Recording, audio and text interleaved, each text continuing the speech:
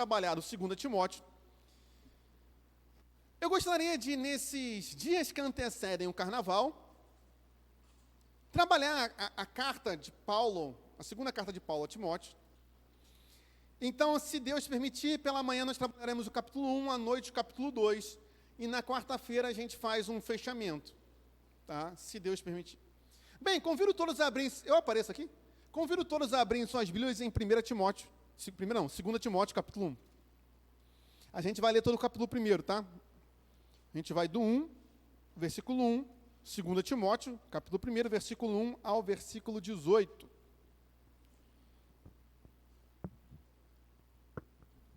Depois a gente dá o contexto e todas as coisas, tá? Diz assim a palavra do Senhor, Nova Almeida atualizada. Paulo, apóstolo de Cristo, pela vontade de Deus, conforme a promessa da vida em Cristo Jesus, ao amado filho Timóteo. Que a graça, a misericórdia e a paz da parte de Deus, de Cristo Jesus, nosso Senhor, esteja com você. Dou graças a Deus, a quem desde os meus antepassados sirvo com a consciência limpa, porque sem cessar lembro de você nas minhas orações, noite e dia. Lembro das suas lágrimas e estou ansioso por ver você, para que eu transborde de alegria. Lembro da sua fé sem fingimento, a mesma que, primeiramente, habitou em sua avó Lóide e em sua mãe Eunice, e estou certo de que habita também em você. Por essa razão, venho lembrar-lhe que reavive o dom de Deus que está em você pela imposição das minhas mãos, porque Deus não nos deu espírito de covardia, mas de poder, amor e moderação. Portanto, não se envergonhe do testemunho de nosso Senhor, nem do seu prisioneiro, que sou eu. Pelo contrário, participe comigo dos sofrimentos a favor do Evangelho, segundo o poder de Deus, que nos salvou e nos chamou como santa vocação, não segundo as nossas obras, mas conforme a sua própria determinação e graça, que nos foi dada em Cristo Jesus antes dos tempos eternos, e manifestada agora pelo aparecimento do nosso Salvador, Cristo Jesus. Ele não só destruiu a morte, como trouxe luz à vida e à imortalidade, mediante o Evangelho. Para este Evangelho eu fui designado pregador, apóstolo e mestre. E por isso estou sofrendo essas coisas, mas não me envergonho. Porque sei em quem tenho crido e estou certo de que Ele é poderoso para guardar aquilo que me foi confiado até aquele dia. Mantenha o padrão das sãs palavras que de mim você ouviu com fé e com o amor que há em Cristo Jesus. Por meio do Espírito Santo que habita em nós, guarde o bom tesouro que lhe foi confiado. Versículo 15, você já deve estar ciente de que todos da província da Ásia me abandonaram. Entre eles estão Fígelo e Hermógenes. Que o Senhor conceda misericórdia à casa de Onesíforo, porque muitas vezes me deu ânimo e nunca se envergonhou das minhas algemas. Pelo contrário, quando chegou a Roma, me procurou com uma persistência até me encontrar. O Senhor lhe conceda que naquele dia ache misericórdia da parte do Senhor. Você sabe, melhor do que eu, quantos serviços ele me prestou em Éfeso. Feche seus olhos, meus irmãos. Senhor, nosso Deus, nosso Pai, é com temor e tremor, que nos aproximamos da Tua palavra. Fale conosco nessa manhã, ilumine nosso entendimento, Senhor, que possamos aprender aquilo que o Senhor quer para nós. Essa é a nossa oração, em nome de Jesus. Amém. Podemos sentar, meus irmãos? Vamos lá. O que está acontecendo aqui? Eu vou ler um trecho. A Bíblia de Estudo da Reforma, ela sempre faz uma contextualização narrativa do que está acontecendo. Parece que você está lendo uma história. E eu gostaria de ler esse pequeno trecho que dá uma boa contextualizada assim. Vocês teriam um panorama. Imagine que você está vendo uma cena. É assim. A água do mar respinga sobre a proa do navio, no momento em que o navio reduz sua velocidade, passando pelo porto de Troade, em direção a Corinto. Turistas meio escambaleantes colocam a mão sobre a barriga, enjoados por causa das ondas do mar Egeu, no outono, no final da temporada de passeios de barco. Os experientes navegadores mercantes dizem, nós devemos chegar em Roma em uma semana. Contudo, o viajante mais famoso do primeiro século, o apóstolo Paulo, não está nesse navio, mas deitado em uma prisão romana, esperando sua decapitação e sua morte. O que está acontecendo, então, para vocês entenderem? Essa é a última carta do apóstolo Paulo. E nesse momento ele está preso em Roma, ele sabe que vai morrer. Ele escreve para Timóteo, seu filho na fé. Timóteo era um jovem pastor que nesse momento liderava a igreja em Éfeso. E Timóteo, como vocês sabem, tinha 3 questões. Ele era jovem, isso é uma questão difícil até nos dias de hoje, mas naquela época mais ainda. Ele era tímido, tímido, é uma palavra forte, mas é a palavra que Paulo usa, covarde. E 3, Timóteo tinha dificuldade de saúde. Então a saúde de Timóteo não era muito boa. Paulo sabe que vai morrer, e já que sabe que vai morrer, ele escreve suas últimas palavras para o jovem pastor Timóteo. Paulo está sozinho, abandonado por todos. Quer ver? Bota 4:6, 2 Timóteo 4:6, que ele faz alguns comentários sobre a sua condição. Quanto a mim, já estou sendo oferecido por libação, e o tempo da minha partida chegou. Então Paulo sabe que vai morrer, a gente falou isso na quarta, não vou trabalhar agora. Pula para o 9, versículo 9. Veja como ele está solitário, meus irmãos. Ele está falando isso para Timóteo. Empenhe-se por vir até aqui o mais depressa possível. Vai passando. Porque Demas, tendo amado o presente século, me abandonou. Isso foi para Tessalônica. Crescente foi para a Galácia. Tito foi para Dalmácia. Somente Lucas é o evangelista, né, que escreveu o Evangelho de Lucas e escreveu Atos. Está comigo. Eu não vou entrar nessa parte aqui de Marcos. Esse Marcos aqui, encontre Marcos e traga junto com você, é João Marcos, o evangelista também, tá? Pois me é útil para o ministério. Vai passando. Quanto a Tíquico, mandei-o para Éfeso. Pode passando. Quando você vier, traga a capa, que deixei em Trode. A capa é nada mais que um casaco, tá? Vocês vejam que ele estava numa... Como é que era... Eu falei isso, vou repetir. Como é que era a prisão romana, né? Nada mais era que um calabouço. Você abria um buraco no chão e tacava o cara lá dentro. Então ele está num buraco, só tinha uma saída em cima, que é por onde tacavam comida, água e entrava ar, tá? Então, é um local úmido, gelado. Paulo, então, não tinha nenhuma capa para se proteger do frio.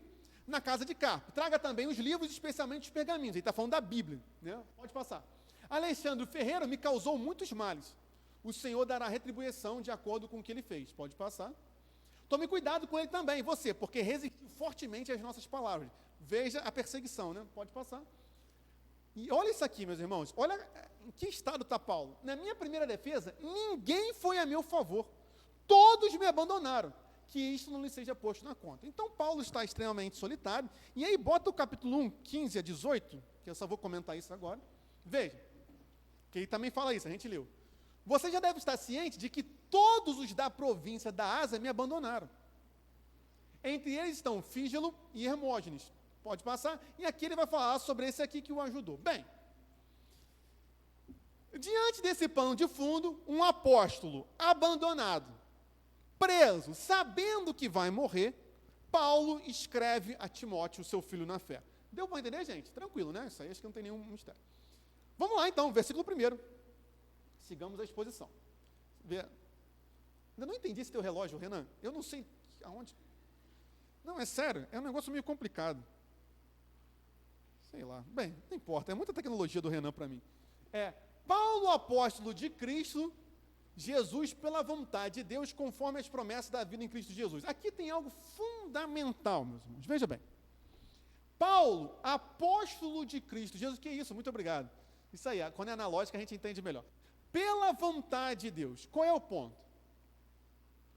Paulo tinha uma consciência, meus irmãos, que ele era apóstolo de Cristo pela vontade de Deus. Por que isso é fundamental?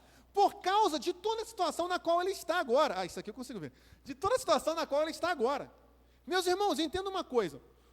O chamado ao discipulado, o chamado à missão, ao campo missionário, ele não está baseado na nossa vontade e nem no chamado em si. Como assim? Ninguém pode se oferecer ao chamado. Ninguém pode ir para o campo por vontade própria. Nós estamos firmados na autoridade daquele que chama, isto é, Cristo Jesus. Esse é o ponto. Meus irmãos, na caminhada cristã, se nós estivermos num local aonde não estamos por causa da vontade de Deus, quando vier isso aqui tudo, isto é, a dor e a perseguição, nós não aguentaremos. E aí o ponto fundamental, já no começo da mensagem, qual é? Onde nós estamos hoje? É a vontade de Deus? Se eu estou aqui hoje, e você está aí embaixo, né? Sei lá, tem 30 centímetros de diferença. Estamos aqui pela vontade de Deus, porque se não for pela vontade de Deus, não é nem para eu estar aqui, nem para você estar aí, meus irmãos. Por quê? Porque a dor vai vir, e a dor vem. Gente, a gente está falando de Paulo. Quem foi Paulo? Paulo era o cara que botava a mão e a pessoa ressuscitava. Paulo era o cara que expulsava demônio fácil. Vocês lembram que quando aqueles filhos do mago lá vão expulsar um demônio, né? O cara estava lá endemoniado, eles viram para o demônio lá e falam: esconjuro-vos em nome de Cristo a quem Paulo prega. E aí o demônio vira para eles e fala o seguinte: olha só, sei quem é Jesus, óbvio, e conheço Paulo. Tu vê que os demônios conheciam Paulo. E Paulo, nesse momento, está abandonado, com frio, numa prisão romana. A questão é, como é que Paulo consegue não praguejar? Como é que Paulo consegue não reclamar e ainda orar por aqueles que o perseguiram? Veja que ele fala a mesma coisa que Jesus e Estevão. O quê? Senhor, não coloque na conta deles. Se vocês se lembram, Jesus na cruz falou: Pai, perdoa-lhes, porque não sabem o que fazem. Estevão, quando estava sendo apedrejado, vocês sabem, Estevão, diácono, o primeiro mártir da Bíblia, falou também: Senhor, perdoa esses aí, porque eles não sabem o que estão fazendo, e Paulo faz a mesma coisa. Como é possível isso? Porque Paulo tinha uma consciência, meus irmãos, que ele estava onde estava por causa da vontade de Deus.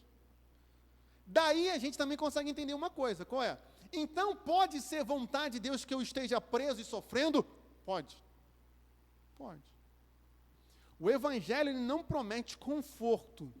O Evangelho, ele não promete... O Evangelho, ele promete paz em meio à guerra.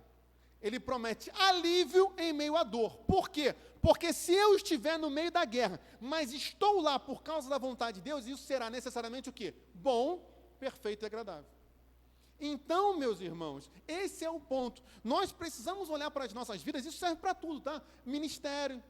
É claro que isso fica muito evidente no ministério, mas qualquer coisa. Estamos aonde estamos. Por exemplo, retiro, está chegando. Retiro é maravilhoso, gente. Mas nós vamos ao retiro pela vontade de Deus, porque se não for vontade de Deus, não vá. Aí você pode falar assim, mas pode não ser vontade de Deus? Pode. Vocês lembram de Saul? Qual foi o grande pecado de Saul? Vamos lá. Deus tinha dado uma ordem. Saul, rei de Israel, né? Primeiro rei de Israel. Quem veio depois de Saul? Aí depois de Davi? Salomão. Depois de Salomão? Que isso aí? E o que aconteceu com Roboão? Separou o reino. Aí. Caramba, fiquei emocionado agora. Vocês são muito bons. É isso aí mesmo. Saul, Davi, Salomão, Roboão e separa o reino. Muito bom. Que isso aí? Não tem nem graça. Pois bem, Deus dá uma ordem para Saul. Qual foi a ordem que Deus deu para Saul? Ô Saul, meu filho. Não chamou de filho, né? Naquela época não tinha filho. Saul, é o seguinte, tu vai entrar, Israel vai atacar e vai matar tudo. Tudo. Incluindo o quê? O gado. Então, é para matar os animais. Ah, mas por quê? Não vem o caso. Bem, Saul entra, veja, meus irmãos, ataca os inimigos, destrói. Só que Saul tem uma ideia, qual é? Olha só, vou separar o melhor do gado para mim? Não. Vou separar as melhores ovelhas para mim? Não. Vou separar as melhores ovelhas para quê? Para sacrificar a Deus. Quando Samuel, o profeta, está chegando, ele ouve o barulho. E aí Samuel fala assim, vem cá, que ovelhas, que bois são esses aqui? Não era para matar tudo? E aí Saul responde, não, Samuel, a gente separou para sacrificar para quem? Para Deus. É aí que Samuel fala o famosíssimo versículo. É melhor obedecer do que sacrificar. O que Samuel está falando é o seguinte, olha só, se Deus falou que não é para orar, você não ora. Se Deus falou que não é para o retiro, você não vai. Veja, o problema não está, óbvio, gente, na oração, nem em sacrificar algo para Deus. O problema está que se Deus mandou fazer uma coisa, a gente faz aquela coisa.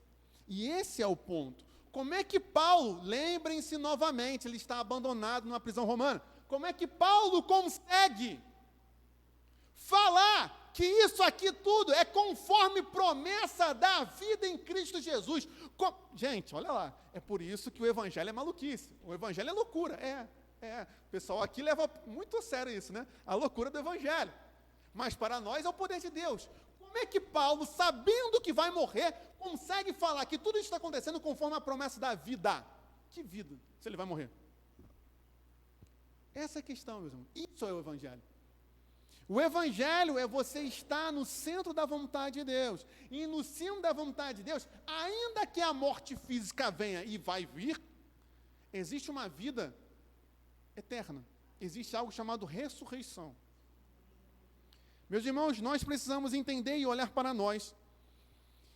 E isso serve muito para questões missionárias também e para todo tipo. Se nós estamos no local que é a vontade de Deus, porque vai chegar uma hora que a dor vai vir e a dor vem e aperta. E se nós não estivermos com a certeza de que é a vontade de Deus, nós vamos começar a balançar nessa promessa de vida. E aí você vê cristão que a fé começa.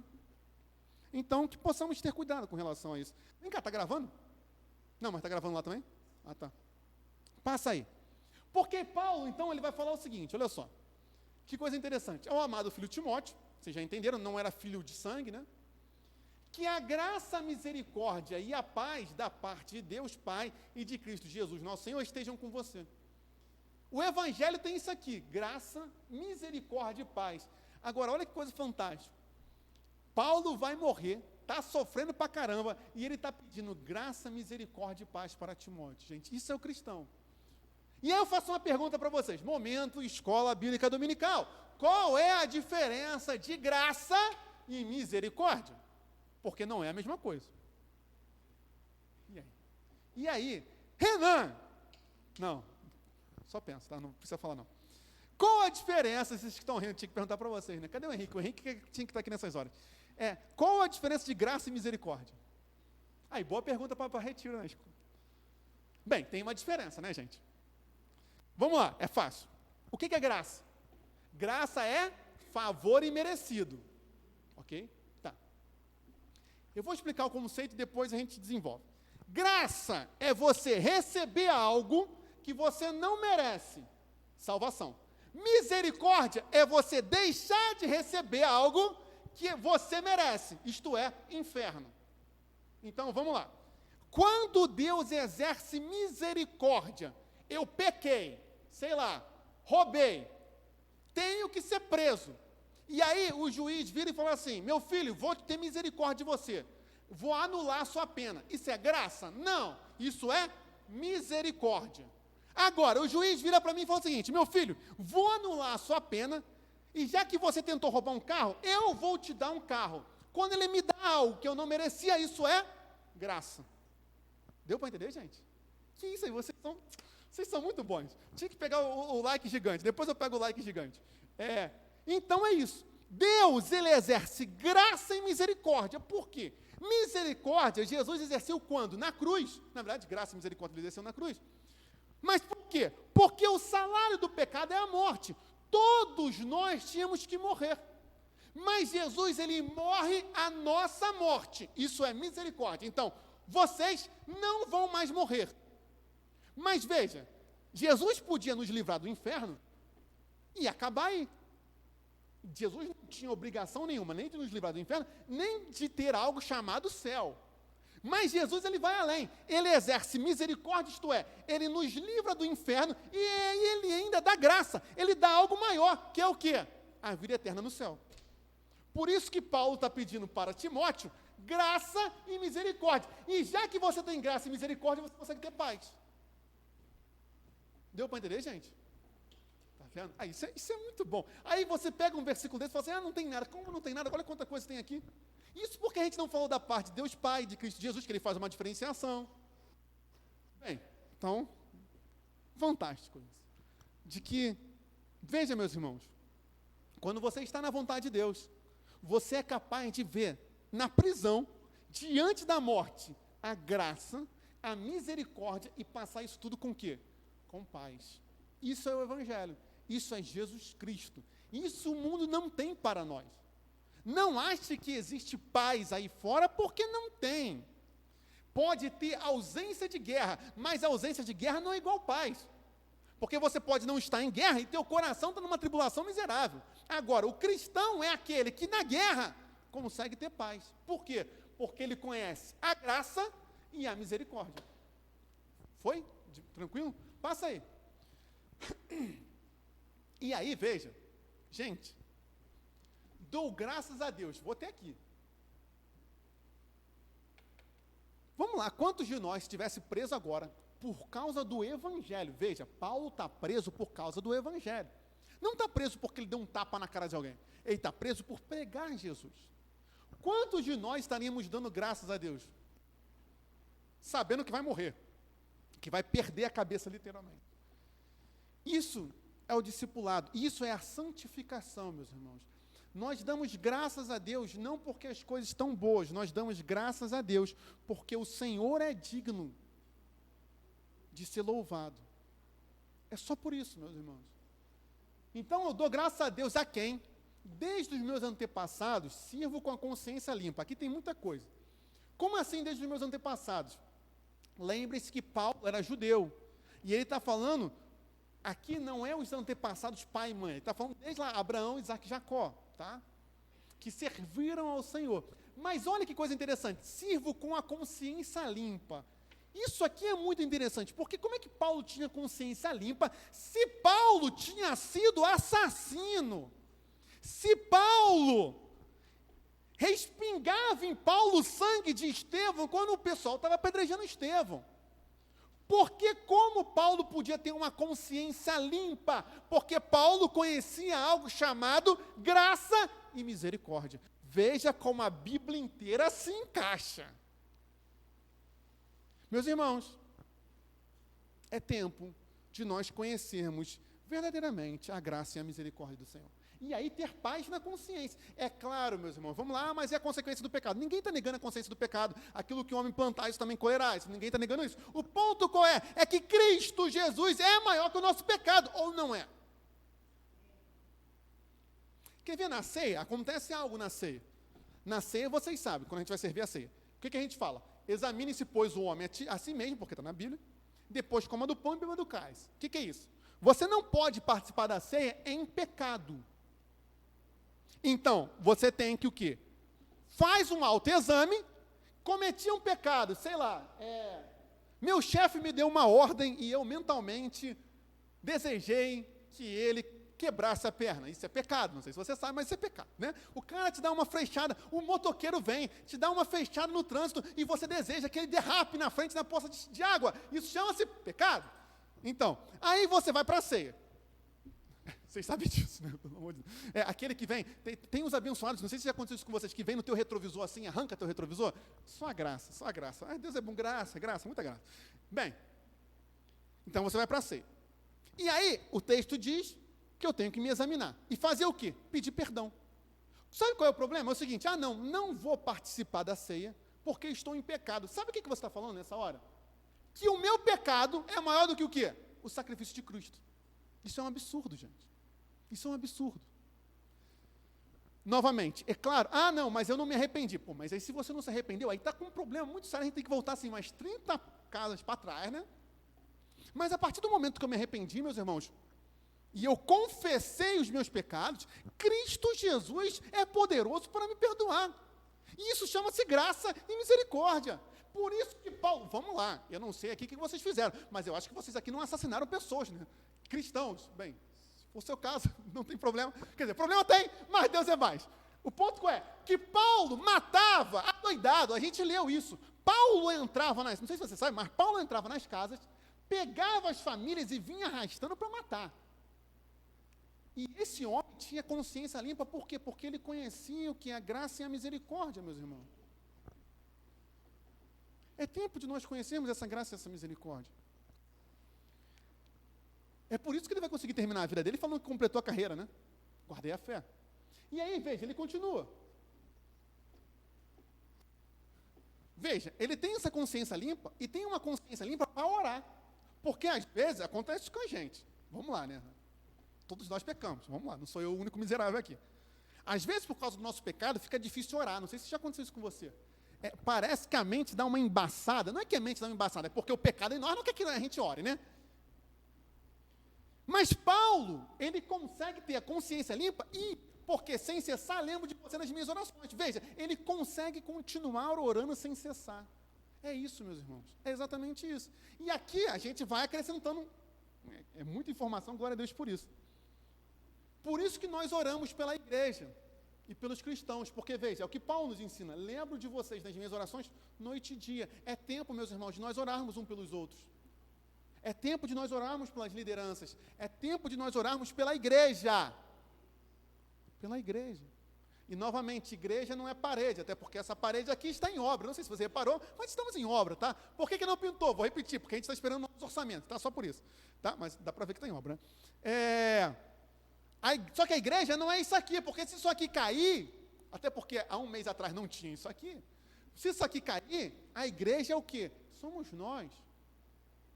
É tempo de nós orarmos um pelos outros. Como Paulo faz. Veja, isso aqui é o final da vida dele. E aí, passa aí, filho. Lembro das suas lágrimas, estou ansioso por ver você. Veja como crente também chora, tá?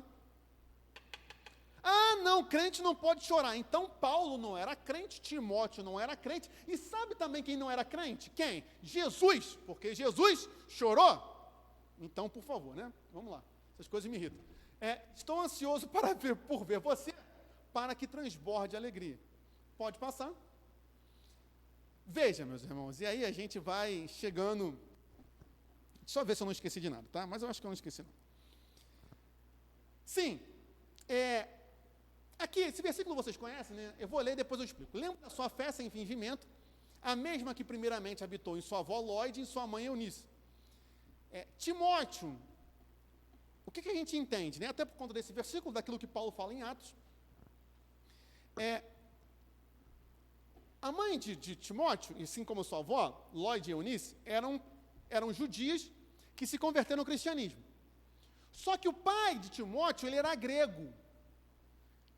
E o pai de Timóteo não era cristão, e nem judeu. Muito pelo contrário, porque Timóteo não foi circuncidado. Então, assim, o pai de Timóteo não só não era crente, entenda, crente, nem judeu, porque na época antes de Jesus, nem cristão, como ainda se opunha. Mas, mesmo nesse meio de oposição, por conta da fé de duas mulheres, fé sem fingimento, que primeiro habitou nessas mulheres, a fé surgiu em Timóteo, meus irmãos. Aqui a gente tem algo fundamental, qual é? Que é uma esperança para você, minha irmã, até porque aqui está falando de mulheres, mas também você, meu irmão. Mantenha-se firme na fé, que o Senhor, Ele é bom. E o desejo de Deus é que toda a família seja salva. E Timóteo, isso aqui é uma demonstração clara daquilo que a Bíblia fala, ensina a criança no caminho que deve andar, pois quando for velho não se desviará dele. Continue a pregar o evangelho dentro de casa, meu irmão, minha irmã. Não desista, por mais difícil que seja. Mas Timóteo é a prova viva de que essa fé, ela tem frutos. Agora, tem um detalhe, qual é? A fé tem que ser o quê? Sem fingimento. Esse é o ponto. Esse é o ponto, meus irmãos. É necessário uma fé sem fingimento. E aí a gente vai chegar... Calma. Sei que você quis passar o versículo, calma. Veja, essa fé sem fingimento que habitou em Lóide, em Eunice, que também habita nele, tá? No foco que eu queria tocar nessa manhã. Passa aí. Vamos lá. Por esta razão, qual razão? Volta o versículo. Vou até tirar para a gente caminhar junto. Por favor, preste atenção, não dorme. Eu sei que tem gente que dorme, mas eu não vou falar quem é. Mas você que dorme, desperta tu que dorme. Fazer um parênteses aqui. No retiro, sabe o que os cabeçudos faziam? Eu fui líder do jovem por 5 anos. Botava a cadeira aqui, vou demonstrar. Botava a cadeira aqui, né, do lado da pilastra. Aí o abençoado vinha de óculos escuros e fazia assim, ó. Aí o que a gente falou? Ninguém mais aparece de óculos escuros no culto, tá? Então, vocês aí que estão indo para o retiro, se aparecer de óculos escuros, meu irmão, bem, já sabe, vai ser comigo de bicho. Bem, voltando, fecha a parênteses, voltando. Passa o versículo, só para que eu dissociei. Por esta razão, qual é a razão? Volta. A fé sem fingimento, porque olha como terminou. Estou certo de que habita também em você. Habita nele o quê? A fé sem fingimento. Aí passa. Por essa razão, então qual é a razão? A fé sem fingimento. Deu para entender, gente? Porque se não entender isso, não vai. Então, qual é a razão agora que Paulo vai começar a falar? A fé sem fingimento, que habitou na avó de Timóteo, na mãe de Timóteo, que habita em Timóteo. Isso está evidente, tá? Renan, tá? Mais ou menos? O que você não entendeu, Renan? Vamos lá, então vamos explicar, Renan, preste atenção. Olha só. Estava dormindo, não estava, Renan? Não, estava não, tá. Vamos lá. Paulo começa o versículo 6 falando assim, por essa razão. Ora, qual razão? Para a gente entender qual é a razão, a gente precisa voltar ao versículo. Volta aí. Ele termina falando assim, estou certo de que habita também em você. Então, a razão, Renan e demais, é que existe algo que também habita em Timóteo. Só que para a gente saber o que é esse algo que também habita em Timóteo, a gente precisa voltar, que está aqui. Não. Lembro da sua fé sem fingimento. Então, essa fé sem fingimento, aqui ele tem um grande parêntese. Estou certo de que também habita em você. E essa fé sem fingimento aí agora sim, pode passar, a razão. Por essa razão. Foi, Renan? Eu não sei se foi não, acho que você só aceitou para continuar a mensagem. Mas se foi isso, obrigado. Bem, por essa razão, venho lembrar-lhe que reavive o dom de Deus que está em você. Meus irmãos, pergunta fundamental. Quem reaviva o dom? É Deus, sim ou não? Sim? Está falando aqui que é Deus que vai reavivar? Vamos lá. Venho lembrar-lhe que reavive o dom de Deus. Quem é que reaviva? Sou eu, é você. Gente, calma, não taca a pedra. Calma. Avivar é uma coisa, reavivar é outra. Avivamento quem faz é o Espírito Santo. Atos 2. Estavam todos reunidos no lugar, e eis que de repente um vento impetuoso veio dos quatro cantos da casa, e línguas como chama de fogo foi posta em cada um. Isso chama-se avivamento, descida do Espírito Santo. O Espírito Santo vem, porque eu não tenho como ir até ele, porque eu sou pecador. Ponto final. Ninguém pode se salvar, ninguém pode se auto-encher do Espírito Santo. O Espírito Santo vem, isso chama-se avivamento. Atos 2. Agora, quem reaviva, é claro que tem a ajuda do Espírito Santo, mas quem busca o reavivamento não é Deus, é quem? Sou eu. Como? Fé sem fingimento. Foi ou não foi? Renan, foi mesmo? Que isso, Renan? Veja, gente. Gente, tá? Bota na revista atualizada, vê se tu consegue botar. Cuidado para não desconfigurar o negócio todo. Na revista de atualizada, eu acho que fica mais claro do que na Nova Almeida. Por esta razão, pois te admoesto que reavives o dom de Deus. Veja, te admoesto, eu te lembro, tá? Te lembro que reavives. Quem vai reavivar? Tu. Que tu reavives o dom de Deus. Agora volta para a Nova Almeida. Gente, está vendo? Por esta razão, venho lembrar você, que reavive o dom de Deus. Não, ele não está falando, olha só, não teria nem sentido você falar a seguinte frase. Quero lembrar você de que Deus vai reavivar o seu dom. Isso não faz sentido. Eu estou lembrando a Deus? Deus não precisa ser lembrado de nada. Ele está lembrando Timóteo, que Timóteo tem que reavivar o dom que está nele. Meus irmãos, minhas irmãs, é função minha e sua, no ano do revestimento de poder, de que nós temos que reavivar o dom de Deus em nós. Novamente, eu não estou falando de avivamento. Espírito Santo não sou eu que pego ele e enfio no meu coração, gente. O Espírito Santo que vem, isso chama-se graça. Mas quem reaviva esse dom sou eu. Como? Aí volta o versículo. Como eu reavivo o dom? Através da fé. Sem fingimento, claro. Como está a nossa fé nessa manhã? Porque talvez a gente esteja esperando que Deus reavive em nós alguma coisa. Deus faz o que Ele quer, Ele pode fazer qualquer coisa. Ele usou a mula para falar com Balaão, Ele abriu o mar. Até aí. Bem. Mas cabe a mim e a você, meus irmãos, buscar uma fé sem fingimento. Entenda, não é só sem fingimento para os outros. É claro que é sem fingimento para os outros, mas é principalmente sem fingimento para quem? Para mim mesmo. Para mim mesmo. Porque assim, uma fé com fingimento no Instagram é muito fácil fazer, né? Tu embola a língua, fala umas palavras esquisitas, manda uma rajada de fogo com o aplicativo do celular e pronto. Agora, para mim mesmo, quando a minha dor aperta, aí sim eu preciso da fé. E aí passa o versículo, por favor. Por esta razão, por causa dessa fé sem fingimento. E aí veja, Paulo está falando o seguinte, olha só. Eu sei que você já tem essa fé. E aqui eu falo para vocês isso. Eu já conheço a fé de vocês, que a gente está caminhando juntos. Gente, uma coisa seria se eu chegasse num estádio de futebol para, 10 mil pessoas que eu nunca vi na vida e pregasse sobre isso. Eu não teria como falar assim, olha só, eu conheço a fé de vocês que eu não conheço. Mas aqui eu posso falar, a fé vocês já têm, senão eu nem estava aqui nessa manhã. Então, meus irmãos, agora cabe a nós reavivar o dom de Deus. O que é o dom de Deus? O dom de Deus, meus irmãos, não é salvação, né, pelo amor de Deus, porque eu não tenho como reavivar a salvação, mas o dom de Deus é a vontade de Deus na minha vida. Aqui tem uma questão ministerial? Tem, claro, ele está falando do ministério pastoral de Timóteo, mas isso aplica tudo nas nossas vidas, meus irmãos. É tempo de nós reavivarmos o dom de Deus.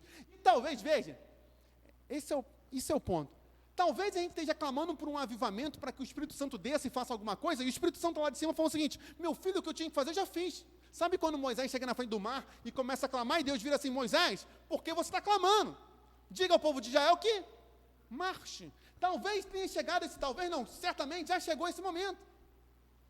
De nós, então, não estou falando para a gente parar de clamar, pelo amor de Deus, está vendo campanha dos 40 dias, mas já chegou o momento da gente marchar, meus irmãos, sobre essa terra. Porque o que Deus falou para Josué? Que todo lugar que pisar a planta do seu pé, eu darei. Então, somente ser forte e corajoso. Veja, quem é que tem que ser forte e corajoso? Deus? Não. Quem? Josué. Eu, você. Quem reaviva o dom não é Deus.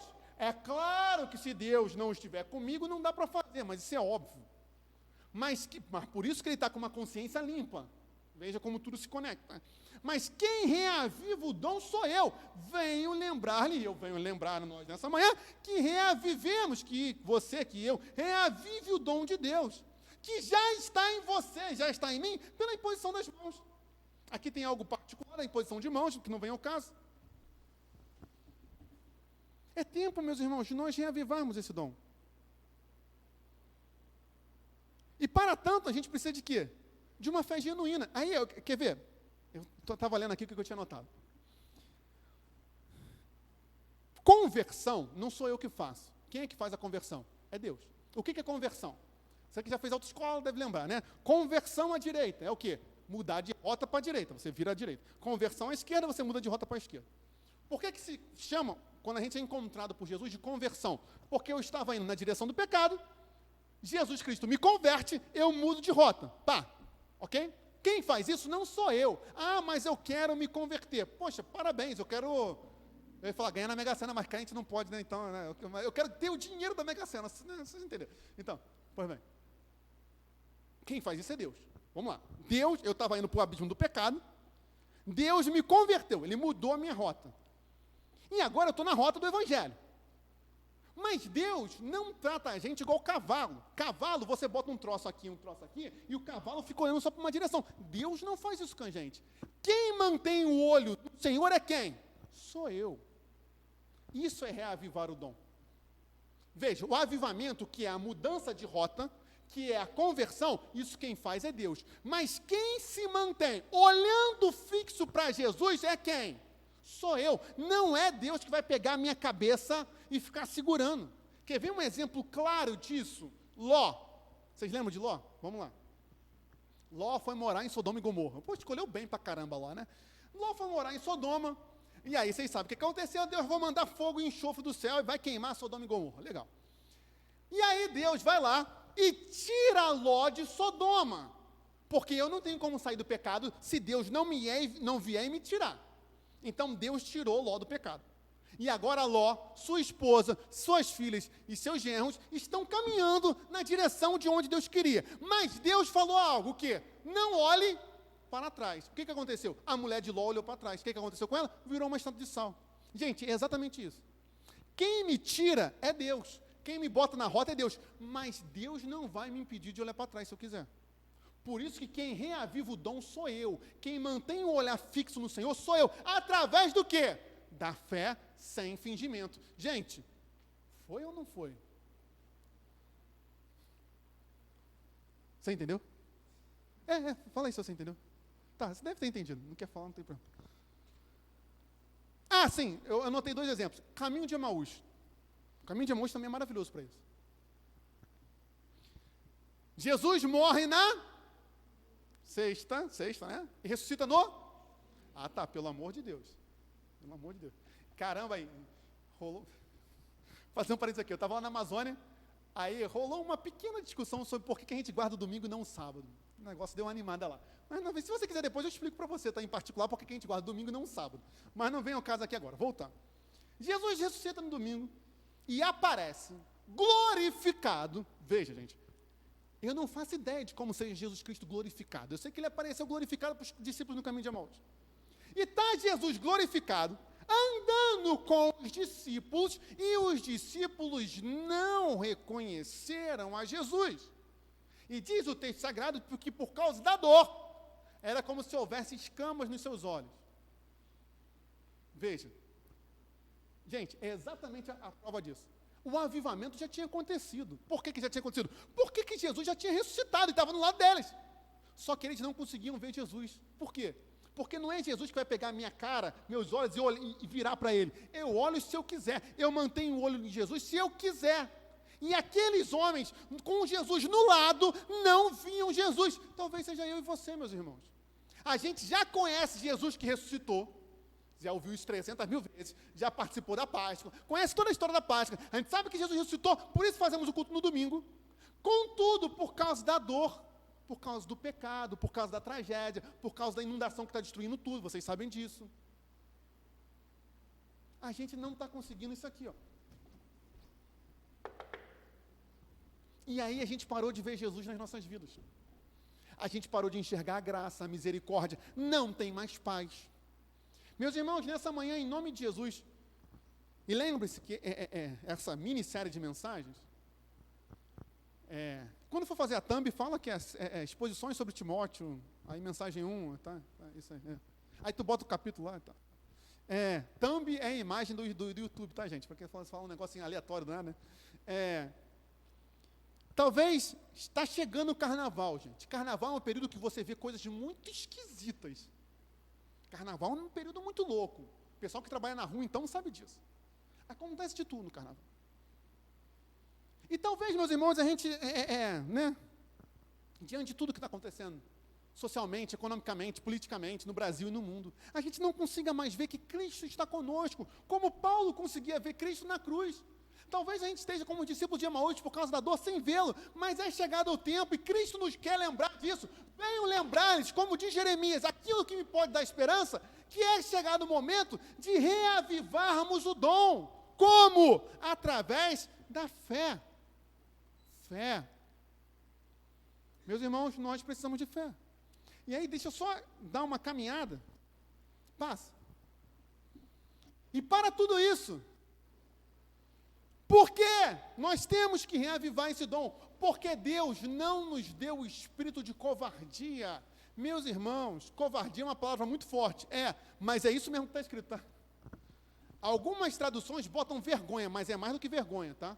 É covardia. Covardia está ligada ao medo. Quando o medo é maior que a minha fé. Veja como tudo está interligado. O Senhor não nos deu o espírito de covardia. Por que o Senhor não nos deu o espírito de covardia, meus irmãos? Porque não adianta você colar um adesivo no teu carro, tudo posso naquele que me fortalece. Se na prática eu sou covarde. Eu tudo posso naquele que me fortalece. O que significa tudo posso naquele que me fortalece? Tudo posso naquele que me fortalece, pegue como texto do versículo, posso passar por qualquer dor, porque tudo posso naquele que me fortalece. Não é tipo assim, vou vencer essa entrevista de emprego. Não, passando ou não na entrevista de emprego, tudo posso naquele que me fortalece. E é exatamente isso. O Senhor não nos deu um espírito de covardia, meus irmãos. Nem diante de Satanás, nem diante do pecado, nem diante do mundo tenebroso aí fora, nem diante das dificuldades. Isso aqui não é diminuir as dificuldades, isso aqui é aumentar o nosso Deus, que é maior do que as dificuldades, meus irmãos. Mas Ele tem nos dado poder, amor e moderação. Poder é o famoso dunamis. É o mesmo, né? É o poder. E aí, por que poder? Quase, mas viu? Tudo posso daquele que me fortalece. Isso aí, demonstrações práticas da mensagem. Por que poder, amor e moderação? Simples. Porque poder sem amor é tirania. Né? Mas só amor, o problema não está no amor. O problema é que o amor sem moderação vira o quê? Paixão. E paixão... Primeiro que nem tudo que chamam de amor é amor. Segundo, que o amor sem moderação é paixão. E paixão consome. Por isso é necessário, não é que é necessário, meus irmãos, moderação no amor, no sentido assim, então eu tenho que diminuir o amor. Não. Até porque Paulo vai falar aqui, não, Romanos, ele fala isso, que nós não podemos dever nada a ninguém, exceto o quê? O amor. Caramba, vocês são muito bons, porque eu fiz essa pergunta no acampamento e o pessoal errou. Exatamente isso. Paulo em Romanos fala o seguinte, não deva nada a ninguém, exceto o amor. O problema é aquilo que a gente chama de amor, tá? Então, vamos lá, o problema não está no amor, o problema está naquilo que nós chamamos de amor, e por isso entra a moderação. Deu para entender isso, gente? Tranquilo, né? O Senhor tem dado à igreja dele poder, revestimento de poder. Meus irmãos, poder para vencermos Satanás, o pecado, a nossa vontade, domínio próprio, a carne, para pregarmos o evangelho, sem covardia. Por quê? Porque nós temos que amar o perdido. Nós temos que amar esse evangelho, meus irmãos. Amar o Senhor que nos chamou. E moderação em nós. Não é moderação no chamado, não é moderação. É moderação em nós. Moderação em nós. Para que não sejamos crentes covardes. Coisa terrível é crente covarde. Por que coisa terrível é crente covarde? Porque o cristão, ele tem o poder que ele precisa, porque ele tem o Espírito Santo, mas ele está covarde. Por que ele está covarde? Porque falta reavivar o dom. E por que falta reavivar o dom? Porque está faltando fé. E já que falta fé, eu me torno covarde. Aí está no ciclo. Por isso que eu preciso de fé, para reavivar aquilo que Deus tem para mim, para eu abandonar a covardia, então finalmente ter poder, amor e moderação para atuar aí fora e pregar o evangelho. Gente, fez sentido ou não fez? Renan? Então tá bom. Eu queria ler um comentário, calma aí, que está aqui. Eu ia copiar e botar na folha, mas dá muito trabalho. Mais fácil trazer a enciclopédia. Essa aqui, né? É versículo por versículo do Novo Testamento interpretado, versículo por versículo do Champlin. Tá? A galera aí do Instagram está aí. Bem, ele faz um comentário bem interessante, olha só. Preste atenção, meu irmão, por favor, minha irmã. Não será fácil ao ministro da palavra manter seu fervor, conservando acesa a chama eterna. Não é fácil, meus irmãos. Não é fácil. Ninguém está falando que é fácil manter aquela chama por Jesus Cristo. Não é. Não é. Considerando-se os vários tipos de oposição que ele é forçado a enfrentar. Terá de enfrentar lutas internas e externas, tendências pecaminosas da sua própria natureza, além das oposições dos hereges. Mas isso não é causa de temor e covardia, pois a provisão de Deus é adequada para todos. O que é a provisão? O que é a santa providência? O que é Jeová Jireh, que a gente canta aqui? A provisão de Deus é aquilo que eu preciso para passar daquele momento. Não importa o que seja. No caso, da onde vem a expressão? Vocês lembram? Abraão vai matar Jacó porque Deus pediu. Na hora que Abraão levanta a faca para matar Jacó, o anjo aparece e fala: Abraão, não mate Jacó, ali tem um carneiro. E aí Abraão fala: Deus proverá, Jeová Jireh. Deus proveu o cordeiro. É exatamente isso. E aí, mais um comentário que eu queria deixar aqui. Olha só. O ministro do evangelho não deve ser covarde, Não deve ser alguém que perde a fé no meio da luta. Meu irmão, minha irmã, talvez a gente esteja perdendo a fé no meio da luta. É tempo de nós reavivarmos aquilo que Deus tem para nós. Novamente, quem reaviva somos nós. Então vamos lá, deixa eu ler de novo, para não perder o linha de raciocínio. O ministro do evangelho não deve ser covarde, não deve ser alguém que perde a fé no meio da luta, que desiste facilmente, ou que fica por demais impressionado com os pontos adversos contra ele. Deve estar disposto a atirar-se na batalha espiritual, não se poupando do esforço, a fim de que seu ministério seja realmente bem-sucedido, um triunfo agradável a Deus. E aqui, o Espírito Santo já o equipou para essa luta em prol da fé. Se vier a falhar nessa luta, é porque se recusou a reacender a chama. Entendeu? O Espírito Santo já acendeu a chama. Se a gente vier a falhar, não é porque o Espírito Santo não acendeu, é porque nós deliberadamente nos recusamos a reacender. E aí eu consigo fechar os versículos, meus irmãos. Aquilo que o Espírito Santo tinha que fazer, ele já fez, você já está aqui. Quem convence do pecado, da justiça e do juízo é o Espírito Santo, não sou eu. Não é a igreja, é Ele. Se nós estamos aqui, diante do Senhor, é porque o Espírito Santo já acendeu em nós, mas agora, cabe a nós reacendermos. Como, meu irmão? Como? Reacender na fé. Aí você fala assim, mas como é que eu reacendo a fé? Como? Por exemplo, pregando o Evangelho. Na quarta-feira a gente falou várias coisas de como reacender a fé, né? Se der tempo eu falo hoje. Eu tenho que terminar o texto. Passa aí. Portanto, por causa disso tudo, não vou ficar voltando todas as coisas, né? O portanto é, já adiante disso tudo, não se envergonhe do testemunho de nosso Senhor. Meus irmãos, será que nós temos nos envergonhado do testemunho? Se envergonha do testemunho, isso é, nós não temos nos envergonhado de pregar. Nem do seu prisioneiro que sou eu. Aqui é porque as pessoas estavam com vergonha de Paulo.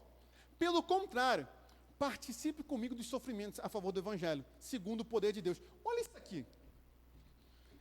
Gente, o Evangelho é coisa maravilhosa, porque olha só. Participar dos sofrimentos segundo o poder de Deus. Aí você vai falar assim, poxa, mas eu pensei que o poder de Deus era para que eu não sofresse. Tá vendo? Tá vendo como a gente tem que ler a Bíblia? Nenhum momento está falando que o poder de Deus é para não sofrer. O poder de Deus é para quê? É para testemunhar. É para pregar. Veja, Paulo está sofrendo a favor do Evangelho de acordo com o poder de Deus. Isso é o poder. O poder, meus irmãos, não é para fazer milagre. Vai ter milagre? Vai. Mas o poder é para passar por todas as coisas e permanecer firmes no Senhor, reavivando o dom. Deu para entender, gente? Tranquilo? Deixa eu pegar o like. Isso aqui é forma de se comunicar na mensagem, já que você não pode falar, você pode dar um like, se você não entender, você pode dar um dislike, ou fazer como o Renan naquela hora que fez um, né? Você pode dar um like, você pode dar um dislike, você pode dar, não, só tem essas duas opções, né, like e dislike. Agora no Netflix dá para dar 2 likes, já viram? Tem isso aí, no Netflix fazendo propaganda aqui, sem ganhar nada, tem 2 dedão assim, quando, tem o gostei e tem o amei, você pode dar um amei aqui, se você amar a mensagem, né, glória a Deus por isso, vamos nessa. Então não passa não.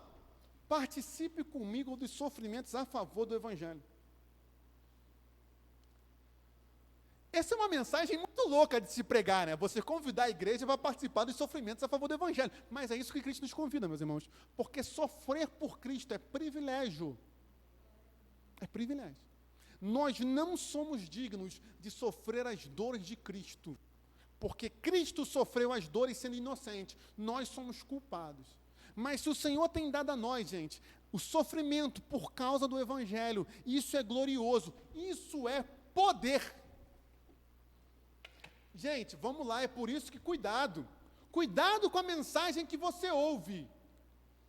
Evangelho não é lugar para se pregar o homem todo-poderoso, não é para pregar super-homem no Evangelho. Ah, não, aí tu entra no Instagram, no Facebook, seja lá onde você, qual a rede social que você usa, o Twitter, seja lá o que for, e você vê pregação do tipo, vai lá que vai dar certo isso e aquilo. Não é Evangelho isso. O Evangelho é o segundo, é sofrer, porque existe o poder de Deus no sofrimento pelo Evangelho. Também não é ficar se escoteando não, tá? Que tem 2 extremos, né? Tem a galera que quer mandar bola de fogo, tem um cara que pega o chicote e fica batendo nas costas. Então um pecador quanto?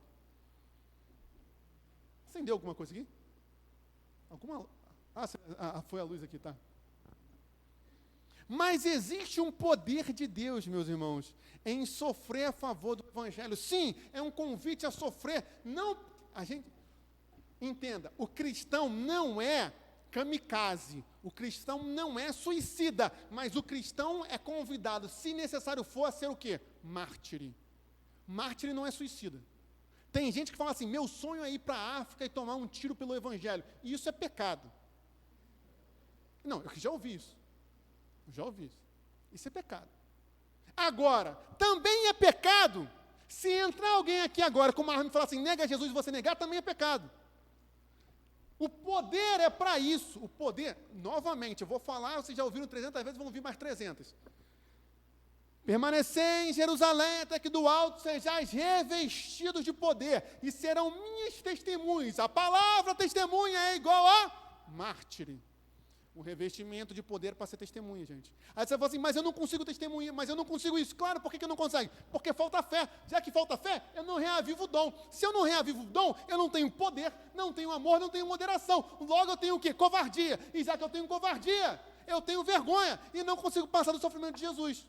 Viu como tudo está ligado? Por isso que a gente tem que trabalhar o capítulo inteiro? Foi bom essa, Renan? Não foi? Ele nunca acha nada bom. Nunca. A gente tem que orar. Eu vou orar pela sua vida. Desde o ano passado que eu tinha que orar pela sua vida. Eu não orei, tá vendo? O erro foi meu. Passa. E aqui está, finalmente. Muito obrigado por terem me dado 1 hora de pregação, tá? Fico muito feliz ao Ministério de Louvor que me concede. Eu gosto muito, eles sempre falam assim, gente, qual vai ser o hino no final do culto? Eu sempre penso assim, vocês têm muita fé de achar que vai dar tempo de cantar hino no final do culto. Não dá tempo, desculpa, né? Muito obrigado por terem me dado 1 hora. Esse não é o recorde é qual? 1 hora e 25? 26? A gente tem que bater esse ano a gente bate esse recorde. O nosso recorde foi aqui, né? 1 hora e foi aqui? Foi? Tá, então eu bati o recorde de Madureira 2. O recorde de Madureira 2 tinha sido 1 hora e 17, porém, aqui a gente chegou a 1 hora e 26. A galera vocês ficaram acordados 1 hora e 26 comigo, pregando? Muito bom. Então, esse ano, o Renan dormiu? Não conta que o Renan dormiu. O Renan dormiu, tá bom. Então, esse ano a gente vai chegar em 1 hora e meia. Se preparem. Vamos nessa, isso aí. E aí, mas como é que a gente reaviva a fé? Okay? Esse é o grande ponto, né? A gente está falando aqui que tem que reavivar o dom por causa da fé e tudo mais. Como? Está aqui. Lembre-se de algo. Que Jesus Cristo salvou a você e chamou a você com uma santa vocação. Não segundo as suas obras, meu irmão, minha irmã, porque obra não salva ninguém, mas conforme aquilo que Ele determinou e a graça que nos foi dada em Cristo Jesus antes dos tempos eternos, isto é, antes da criação. Jesus Cristo já reinava. Como hoje você pode ter a sua fé reacendida, lembrando-se da santa vocação de Deus para a sua vida? O que é santa vocação? Santa vocação é ministério? Mas é mais do que ministério. É o sacerdócio universal de todos os crentes. Todos nós, você que está aqui, eu, somos sacerdotes. Eu não sou um sacerdote litúrgico, do tipo assim, eu não fui empossado pastor. Não estou falando disso, meus irmãos. Mas na sua casa, no seu trabalho, na sua vizinhança, Deus te comissionou, chamou você com uma santa vocação. É a sua vida, é a minha vida. Nós não fomos chamados, meus irmãos. Vamos lá. Pode parecer meio chocante, mas a verdade é a verdade. Nós não fomos chamados para ganharmos dinheiro nem não ganharmos. Nós não fomos chamados para sermos felizes nem infelizes. Nós não fomos chamados para trabalhar nem deixar de trabalhar. Nós não fomos chamados para ter família nem não ter família. Nós fomos chamados com uma santa vocação. Qual é? Pregar a Cristo. Ponto. É isso. É tempo de nós voltarmos a essa santa vocação. Porque quando você começar a pregar Jesus, eu começar a pregar Jesus, a fé vai nos inundar. E quem prega não é Deus, não são os anjos. Quem prega somos nós. E quem quer pregar ou não sou eu. Deus não vai me obrigar a pregar. Lembra de Paulo? Paulo entende que ele era devedor. Mas isso senão eu vou muito longe. Não é uma questão de obras, mas é conforme a graça que foi dada em Cristo Jesus. E aí, passa aí, filho. Que aqui ele fala mais coisa. E manifestado agora pelo aparecimento de nosso Senhor Jesus Cristo. Aqui está. Como você nessa manhã pode reavivar a fé? lembre-se disso aqui. Ele não só destruiu a morte, como trouxe à luz a vida e a imortalidade mediante o Evangelho. O que é isso aqui? Vamos lá. Evangelho é igual à ressurreição de Jesus, tá? É as boas novas da ressurreição.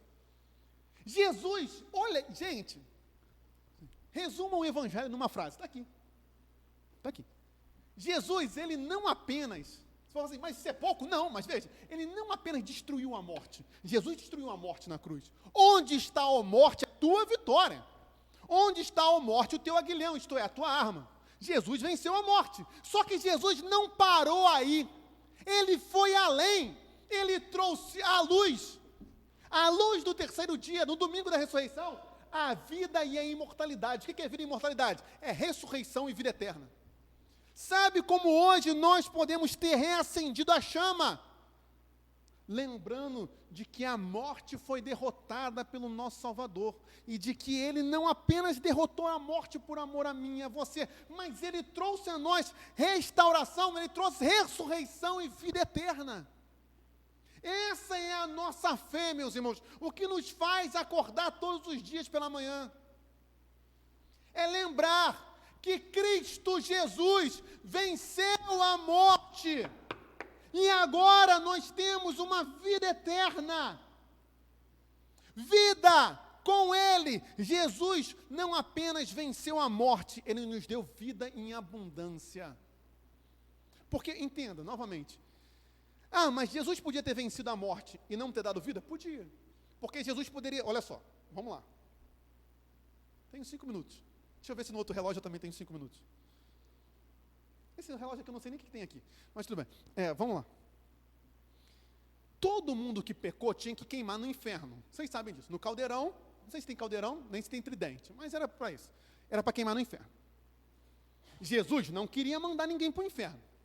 Para que ninguém fosse para o inferno, o que ele fez? Ele morreu. Morreu por aqueles que creem. Então vamos lá, Jesus pagou o preço da minha morte, legal, não vou para o inferno, mas a vida podia acabar aí. Não vou para o inferno, mas também não existe céu, acabou. Jesus foi além, ele pagou o preço, então ele venceu a morte, mas ele faz mais, ele nos deu algo chamado vida eterna com ele. Meus irmãos, isso é a graça e a misericórdia. Aí novamente, veja como tudo está conectado, desde o versículo 1 até aqui. Ele exerceu misericórdia nos livrando do inferno e nos exerceu graça nos dando vida eterna e vida em abundância. João 10:10. Eu vim para que tenham vida e vida em abundância. Como nós podemos ter fortalecido a nossa fé? Quando o dom está esmoecendo, está apagando, lembrando da vitória de Jesus Cristo na cruz. Porque isso é o Evangelho. E aí, para terminar, passa aí. E como você pode fazer isso tudo? Bem, preguemos o Evangelho. Para este Evangelho fui designado pregador, apóstolo e mestre. É claro que nenhum de nós vai ser apóstolo, mas sejamos pregadores e mestres. Pode passar. E por isso estou sofrendo essas coisas. Mas não me envergonho. E aqui, eu vou terminar a mensagem aqui, tá? Porque eu sei em quem tenho crido. Você sabe, meu irmão, em quem você tem crido? A minha ideia era terminar esse capítulo. Percebi que não vai dar. Então eu continuo à noite. Mas eu queria perguntar isso para nós essa manhã. Eu não vou continuar aqui. À noite eu ia começar o capítulo 2. Não vai rolar começar direto o capítulo 2. Então eu vou terminar o capítulo 1, entrar no capítulo 2 e ir até onde Deus quiser. Não sei se Ele vai querer que eu vá mais, tudo bem. Mas não tem problema. Mas eu pergunto isso para nós nessa manhã. Sabemos em quem nós temos crido? É tempo, meus irmãos, de nós reavivarmos a fé. 3 coisas. Pergunta número 1. 3 aplicações finais. Sabemos em quem temos crido? Essa é uma pergunta que só eu, só você pode responder. Cada um tem que responder individualmente. Você sabe em quem você tem crido? Meus irmãos, nós sabemos mesmo. Às vezes eu olho para mim e penso assim, eu acho que eu não sei em quem eu creio. Porque se eu soubesse em quem eu creio, eu não estaria abalado. Da forma como eu estou. Estou falando estou falando você, tá? Não que eu esteja abalado agora, tá, gente? Tá tranquilo. Vocês entenderam? Mas ao olhar o desespero, eu não estou negando o desespero, mas às vezes quando eu vejo uma pessoa muito desesperada, eu falo assim, será que nós sabemos a quem nós temos crido? Será que nós sabemos em quem nós temos crido? Porque é chegado, essa é a pergunta número 1. 2, É tempo de nós reavivarmos a missão em nós, o nosso chamado missionário. Chamado missionário não é só para ir para longe, chamado missionário é para pregar o evangelho. Isso é para todos, porque a grande comissão é para todos. É tempo de nós reavivarmos a chama, meus irmãos, que um dia ardeu em todos nós algum dia já fomos completamente apaixonados por Jesus. Eu falava isso com o pessoal no acampamento. Gente, qual foi a última vez que nós ouvimos o nome Jesus e o nosso coração palpitou? Qual foi? Não sei. Cabe uma reflexão a cada um. Qual foi a última vez que a mera pensamento de ler a Bíblia nos fazia ficar, meu Deus, eu vou estar próximo do meu Deus? Qual foi a última vez que a mera possibilidade de vir num evento da igreja nos fazia acordar cedo, tomar banho, que tem gente que não toma banho para vir na igreja, mas Deus está vendo, Deus te dará pago, meu irmão. Você que não toma banho para vir na igreja, sabe que domingo é de tomar banho, crente toma banho domingo, tá? Por favor, você que é crente, saiba disso, do quem toma banho domingo. Mas nós nos preparávamos, era um momento, como diz Davi, lembro-me quando ia na frente do povo em procissão para a casa do Senhor. Mas essa é a pergunta, qual foi a última vez que o nosso coração palpitou por Cristo como a noiva apaixonada pelo noivo? É tempo então de reavivarmos isso, como? Através, 3, da fé. E aí o 3 conecta com 1, porque a pergunta é, sabemos em quem temos crido? Se não sabemos, o que a gente precisa? Da fé. Para então, com a fé, nós nos relembrarmos em quem temos crido, para finalmente, então, reavivar o dom que há em nós. Então, essa é uma manhã de busca por fé. Fé em Cristo. E aí você pode falar o seguinte, mas como é que vai vir a fé? Simples, é por isso que a gente passou 1 hora fazendo a exposição da palavra, porque a exposição da palavra é o que traz fé. Faz sentido, né? Algum sentido tem que ter, né? Feche seus olhos, meus irmãos. A gente tem alguns minutos finais para orarmos. Convido você agora a reavivar o dom que há em você. Como? Sei lá, vai orar. Sei lá não, eu sei, mas ore.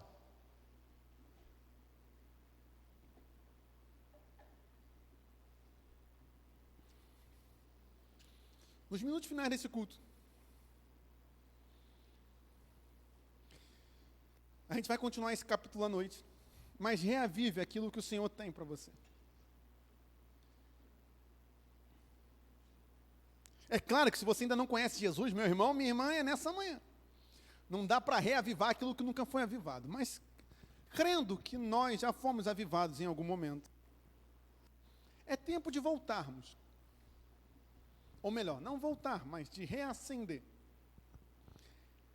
E essa é a pergunta que nós precisamos para essa manhã. Nós sabemos em quem nós temos crido?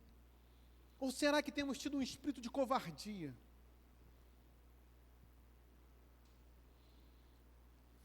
Fale com o Senhor, seu Deus.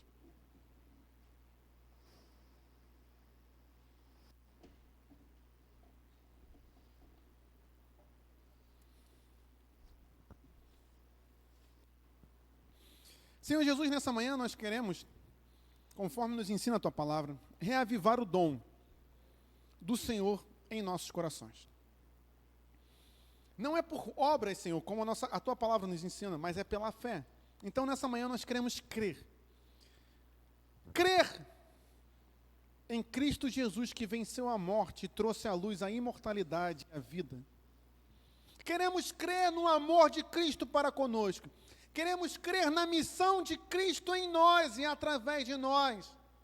Queremos crer no Teu Evangelho, Senhor.